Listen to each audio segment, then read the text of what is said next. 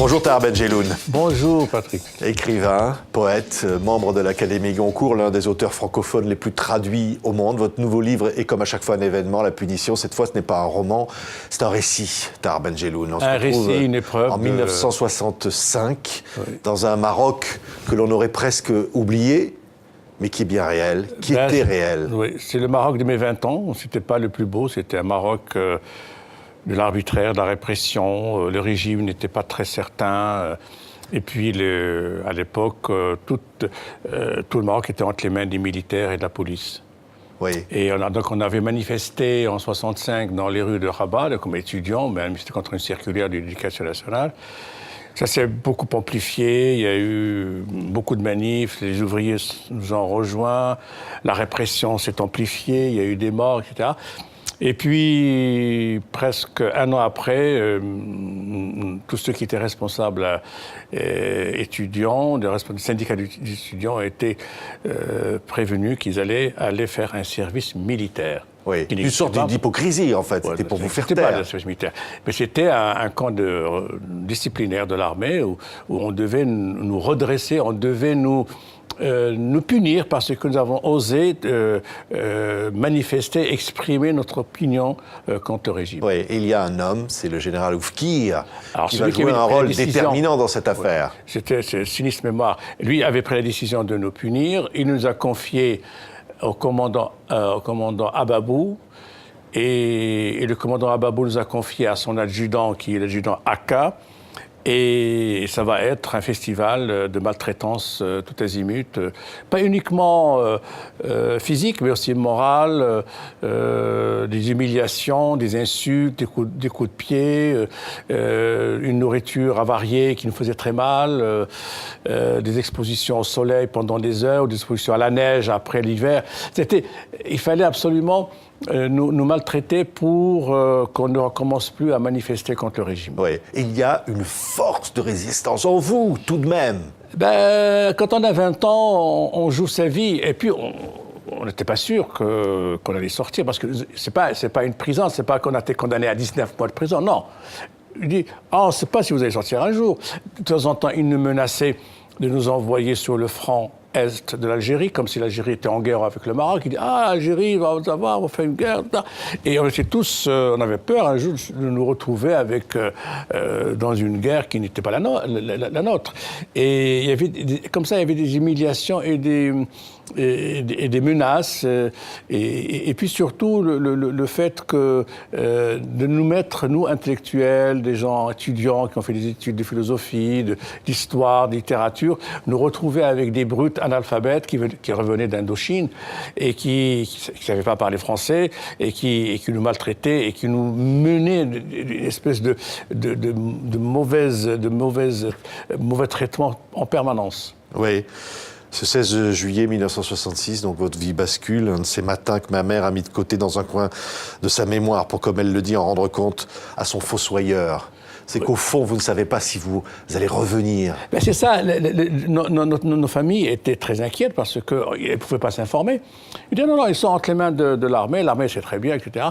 Mais on ne pouvait pas raconter ce qui se passait parce qu'on ne sortait pas pour raconter. On ne pouvait pas envoyer des lettres pour raconter ce qui se passait. On était vraiment mis là-dedans et sous prétexte que nous apprenait le maniement des armes, on nous faisait des manœuvres parfois à balles réelles et il y a eu des blessés et des morts. Oui. Mais c'était la façon de nous jeter dans la gueule du loup et de nous faire vraiment regretter ce que nous avions fait. Oui, et la corruption régnait partout, vous dites, y compris dans le camp du malheur. Oui, parce que je me suis rendu compte que ceux qui avaient un peu d'argent, ils pouvaient acheter peut-être une sortie de quelques heures ou alors donner à quelqu'un pour acheter une baguette de pain avec peut-être un peu de fromage, des choses comme ça. Parce qu'on était un petit peu là, et puis de temps en temps, on était parfois dans un endroit pour faire des exercices, et puis il y a des gens qui passaient, qui voulaient nous voir.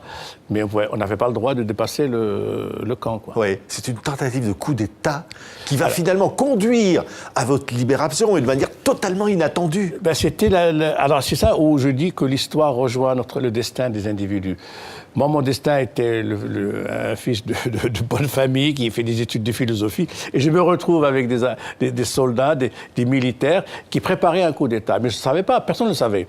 Et alors, nous, on est sortis en 68. En 71, on est reconvoqués pour revenir au camp. Et là, on se contacte les uns les autres, on dit « moi, je ne vais pas y aller, je préfère m'enfuir, etc. » Et on rencontre par un pur hasard le commandant Ababou dans la rue à Fès, et il nous dit « je vous réserve une grande surprise ». Il insiste sur le mot surprise en français. Il dit surprise, vous allez voir, une grande surprise. Non, on rigolait parce qu'on dit de toute façon, on ne va pas y aller.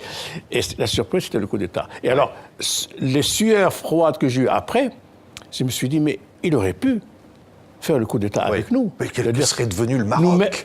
C'est ça la grande question. Oui, alors là, je sais ce que serait devenu le Maroc parce que je sais de quoi étaient capables ces gens-là. Ils ne croyaient ni en la liberté, ni en la démocratie, ni en la justice, ni rien. C'était des brutes, des militaires bornés. Ils auraient fait du Maroc une Syrie ou un Irak de Saddam ou de Bachar, et ça aurait été une catastrophe. Alors là, vraiment, ça aurait été fini du Maroc. Oui, oui. Que raconte finalement cette punition, cette épreuve du Maroc d'aujourd'hui, Tahar Benjelloun? Alors justement, moi j'ai mis beaucoup de temps avant de publier ce livre, c'est-à-dire il y a 50 ans que ça s'est passé, mais j'étais au Maroc le présenté la semaine dernière, et j'ai parlé à des jeunes gens, dit vous allez lire une page de l'histoire du Maroc, d'un Maroc qui est révolu heureusement. Ce Maroc-là n'existe plus. Il y a un autre Maroc dans lequel vous vivez, il y a des problèmes, je ne dis pas que tout va bien, mais quand même, on n'a pas ça, on n'a pas cet arbitraire, on n'a pas. Des gens disparaissaient à l'époque, aujourd'hui c'est fini ça. Les polices parallèles qui faisaient disparaître les opposants, les polices qui torturaient dans les villas en toute quiétude, ça c'est fini. Et on a un Maroc nouveau, avec un roi formidable, qui fait un travail fantastique, mais en même temps, il y a des problèmes économiques. Bon, ça, c'est à la limite secondaire par rapport à ce que nous avions vécu. Nous avions vécu la répression totale, et puis un Maroc qui n'évoluait pas du tout. C'est-à-dire que dehors, ça n'allait pas mieux. Nous, on était là, on était punis parce qu'il ne fallait pas s'exprimer, il ne fallait pas dire quoi que ce soit contre le régime.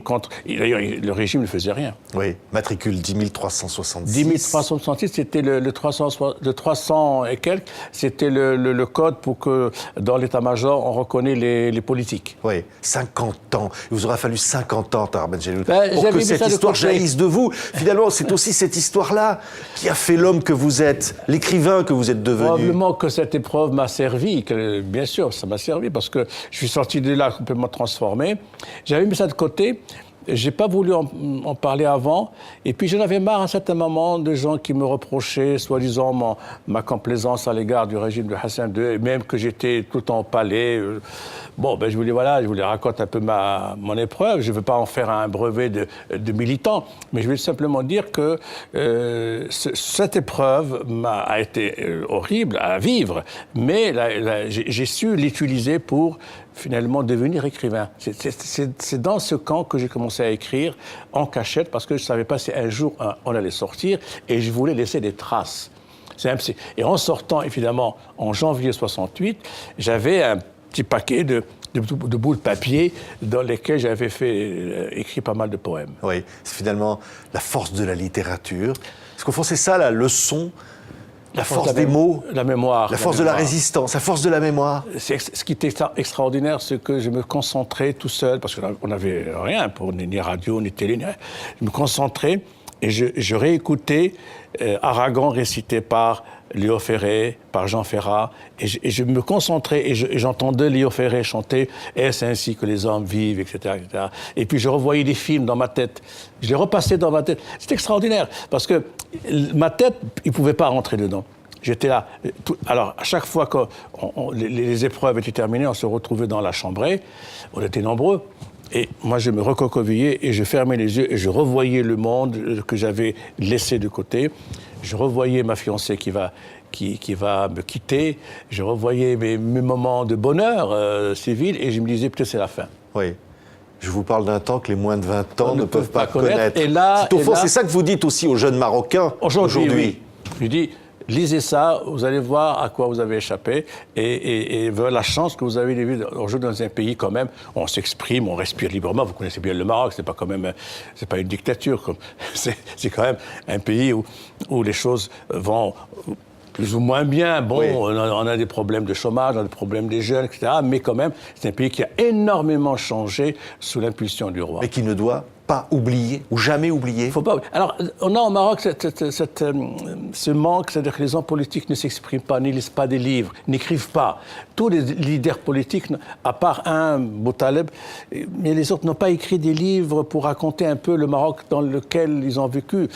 C'est un Maroc qui était intéressant à découvrir aujourd'hui, parce que finalement, il y a une espèce de voile sur ce Maroc d'avant, et les gens croient que le Maroc a toujours été comme ça, comme celui qui a été fait par Mohamed VI, avec des autoroutes, avec une facilité d'expression, avec finalement une certaine prospérité malgré tout, qui profite à quelques-uns, pas à tout le monde, mais c'est un Maroc quand même qui vit et qui essaie d'être dans la modernité, ce qui n'était pas le cas au temps de l'Ancien Régime. Merci beaucoup, Tahar Benjelloun. Merci pour La Punition est publié chez Gallimard. C'est votre nouveau livre, un récit et un événement aussi, comme toujours. Merci.